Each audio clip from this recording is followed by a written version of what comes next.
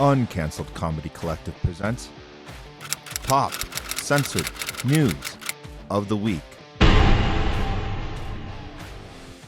It's time for Top Censored News of the Week, bringing you the stories the mainstream media just refuses to cover. But if they do cover them, they always do it in a sloppy or dishonest way, and it's always on purpose. Okay, coming in at number 3 this week, Ross Ulbricht has been freed with a full pardon by President Trump. Let's check that out. For those of you guys who don't know, Free Ross has been a thing. It's been championed by the Libertarian movement, the Libertarian Party. Our friend of the show, co-host Craig Pasta, has been championing the Free Ross movement, along with one of the only congressmen that has the back of the people in the sense of the freedoms that he protects not being in Israel's pocket. That's Thomas Massie. He's been huge on this issue. So we know, as much as the critique we've had on Trump, I did talk with Craig Pasta about this, and I said, hey, Trump kept his word. He actually kept his word. So those of you who need to catch up on this, here's a briefing on Ross and what happened and why he was given these double life sentences. What did he actually do? What was the crime? Let's check this out. Story today, so we're beginning to dig a little more into it for you. President Trump today signing a pardon for Ross Ulbricht, the creator of a dark web marketplace named Silk Road. Now, Ross was arrested back in 2013 after police revealed his site was being used to sell illegal drugs like heroin, as well as hacking equipment and stolen passports. 6 overdoses were linked to the drugs sold on his site. For this, Ross received 2 life sentences plus 40 years. Now, Senator Rand Paul has been pushing for his pardon, saying he was shocked by the harsh sentence. Kentucky Senator Rand Paul joins me now. Senator, thanks for being with us today. As you know, and for anyone watching, President Trump has granted Ross Ulbricht this pardon. Tell me why this was important. This was something you fought for and many others. Why was it important? You know, I've always been a believer in fair and appropriate punishment. I was for the First Step Act. I talked to President Trump many times in his first administration about it.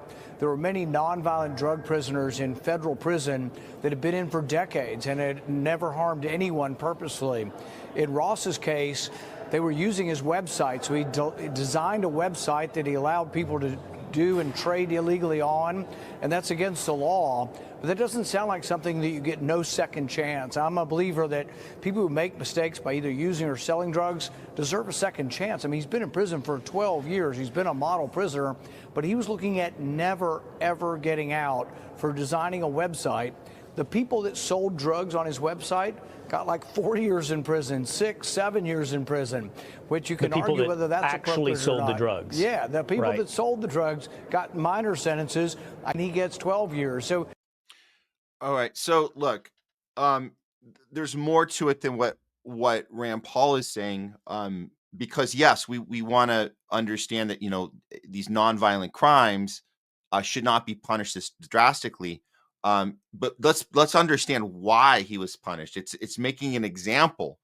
It's what he was able to create that the government wanted to have themselves. They wanted to have the ability to do that. We understand the CIA. We know the history of pushing drugs and deceiving the American people, deceiving the people all over the world, really, of the nefarious activities that happen on what we're calling the dark web. But they wanted to make an example, say, no, that's our job. We do the pushing of drugs. We do the nefarious stuff. You can't do that. So we're going to make an example of you. So what happened was, well, we found this out on like the 24 hours into Trump's presidency. We got to give him a win on this. And Thomas Massie, as I said, the only rep in our Congress, not controlled by Israel, actually pushing these values, these libertarian values that should be attractive to people red and blue. These are just obvious things, like to keep our civil liberties alive. This is why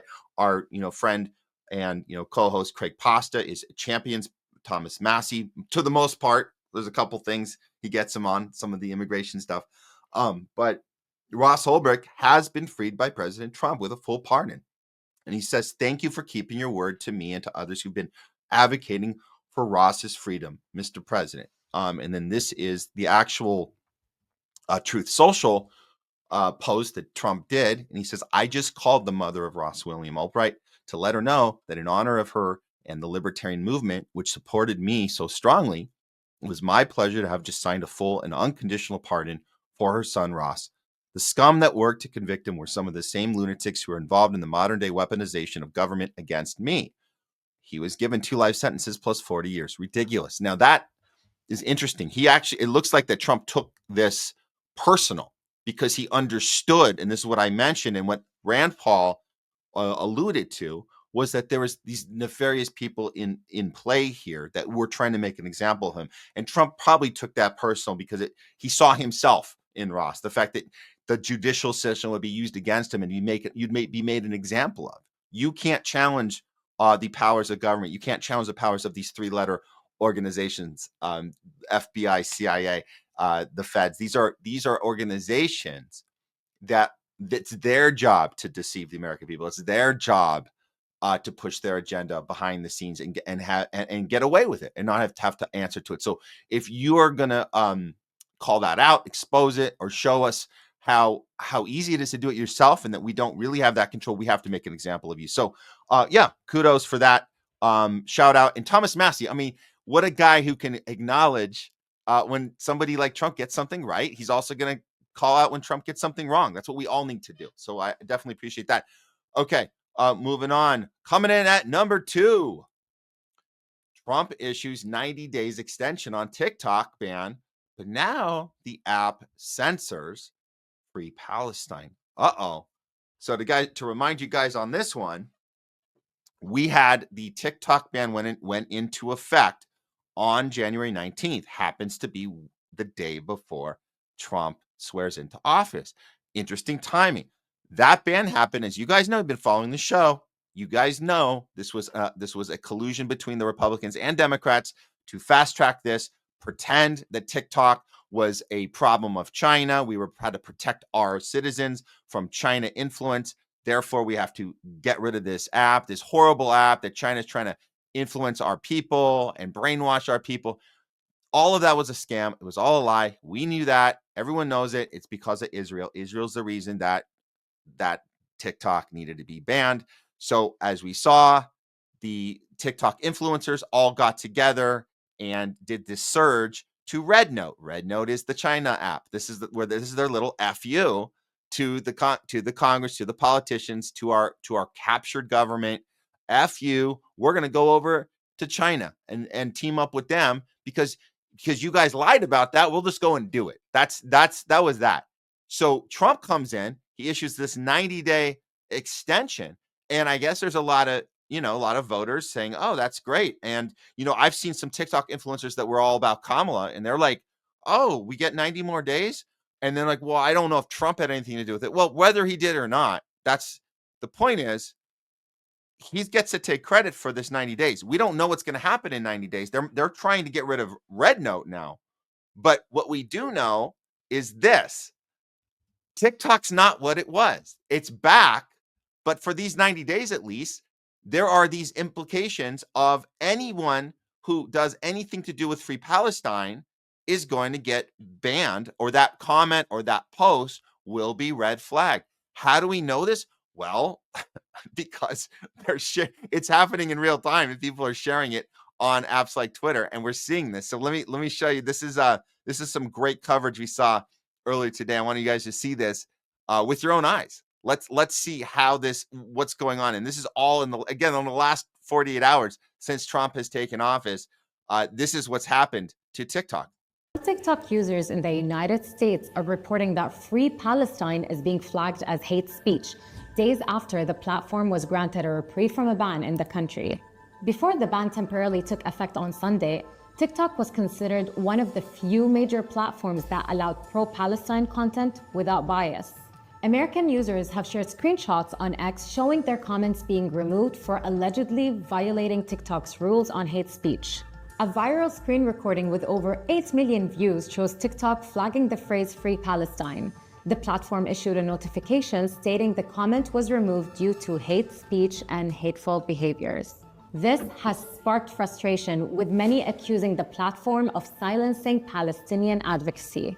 Although President Donald Trump has delayed the platform ban, the changes TikTok must make to remain in the US are still uncertain. Since October 7, US lawmakers have explicitly made a connection between the platform's potential ban and its pro-Palestinian content. If you look at the postings on TikTok and the number of mentions of Palestinians relative to other social media sites, it's overwhelmingly so among TikTok broadcasts. So I'd note that's of real interest, and the president will get the chance to make action in that regard.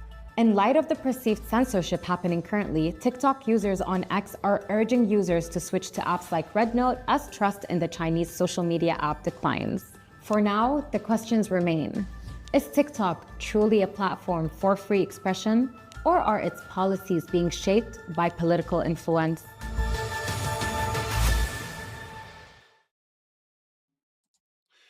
Oh yeah, it's certainly a place that doesn't have free speech, and the TikTok influencers, they're already on RedNote now. Now it's not like they're not posting on TikTok. They got 90 days to mess around still, but they know they're not falling for this crap. They're on RedNote right now with Chinese citizens who they are now bonding and connecting with, and understanding that we've been so duped by our government, we've been so duped by our education system that we had no clue that there was people in China that actually wanted to connect with us because we have so much in common. We have so much in common. The only difference we have with people in China is that we didn't know that we've been propagandized this whole time. They did. And there's a lot of empathy coming from them. So no, the TikTok influencers, they're staying on RedNote. They'll keep an eye on TikTok, but we know that full censorship. If you're typing in a comment on somebody's TikTok, you're saying hashtag Free Palestine, and you get a message that says this is hate speech, we have to remove it.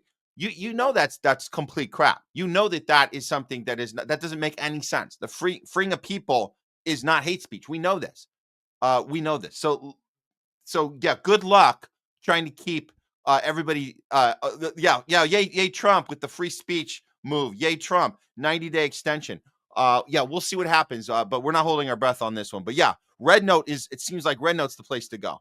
But of course, they're going to probably try and ban that one next. But we can't unsee what we've seen. We can't unlearn what we've learned. And we're connecting with people all over the world.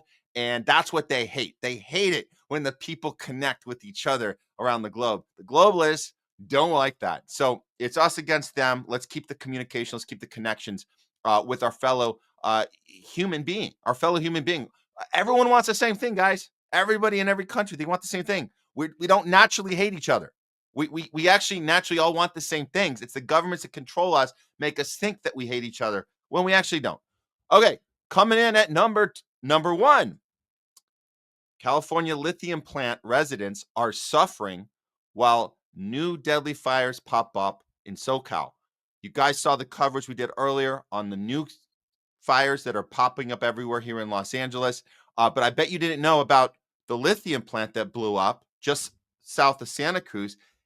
And I bet you didn't know that people are having some bad reactions. This is not good. And this is not being covered on mainstream media. Check this out. You could see the cloud kind of above Monterey and North Monterey County, kind of out over the ocean. I realized on my face it looked like it was burned, like my cheeks and my nose, and I had kind of a large sore kind of burnt area on the side of my nose, and then on a couple little lesions. Some would say, why not just do it now? We got EPA here, we've got the federal resources here, let's just do it. Have them do it. I don't necessarily think that would be prudent, just to pull samples when we don't necessarily know what we're looking for. The fire started on Thursday, and by Friday morning I was having metallic taste, trouble breathing. So it kind of started out with that kind of stuff. Not being able to breathe, coughing, the metallic taste, the headaches that do not no matter what I take, I can't get rid of them. And dizziness. So as the days have progressed, the days that I was gone, like on Saturday, I felt fine. Came back here and felt terrible. Oh, nosebleed, that's another one. Um, so, and I've noticed that one trending through different groups. Oh no, I don't get nosebleeds. That's not normal for me. Right. Same thing with the sores on my tongue. They cropped up on the top of the tongue. And those aren't normal stuff Right. for me. And you know, and I'm noticing other people that are posting about bleeding noses and all that, not normal for them. And I've noticed a lot of them are people in Moss Landing closer to the plant, children Right. with nosebleeds. You think that's bad? Look at this. Here's an update. The California lithium battery plant near Salad Bowl, Salad Bowl of America. That's, I guess, I don't know where that comes from, but it's just south of Santa Cruz, just so you guys have a geographical idea. Produces 70% of our greens. Holy crap. The residents have nosebleeds, lung burning, headache rash, metallic mouth taste. Health officials says not testing soil because we don't necessarily know what we're looking for. That's not good. We had Stephanie Pierucci on the show last week. We were talking about long-term problems from these aren't normal fires. These are not normal fires. It's not just forest fires where we're having the burnt of wood and the burnt of brush. No. This type of burning, specifically this lithium plant, but all over LA, there are chemicals in the air. There is poison in the air, and they don't talk about any of this. We have to be careful with our lungs here. Now's the time to be wearing N95 masks. And if you're close to that lithium plant, you need to get the hell out right now. There is no recourse for these people. There is no recourse. Yeah, this is bad, and this is the stuff that the mainstream media won't report on. And all we can really do is look at past situations. We go back to 9/11, and we see that there's all of the cancer victims from 9/11, that over time, all the different horrible health problems that killed so many first responders, they're still killing people. It's insane that we have to go back and look at this stuff, but no, the mainstream isn't covering this. They're not going to protect these people, and they're not going to be able to get any repercussions from these policies that led to this. Whether you think this was intentional or not in California, if you think these fires are accidental or not, there's still a lawsuit that should be had here. And oh yeah, this is funny. I think we had this comment here. Yeah, this is Robin Hood Forrest. Holy crap, where's Erin Brockovich when you need her? Exactly. There might be a movie made about this 20 years from now, but right now's the time we have to look after ourselves, because the media is not doing it, the government's not doing it. No one's coming on TV and telling us what we need to do for our health right now. We got to do it for ourselves. That's just how it is. So here we are. That is top censored news of the week. Fortunately, we're here to bring you top censored news of the week.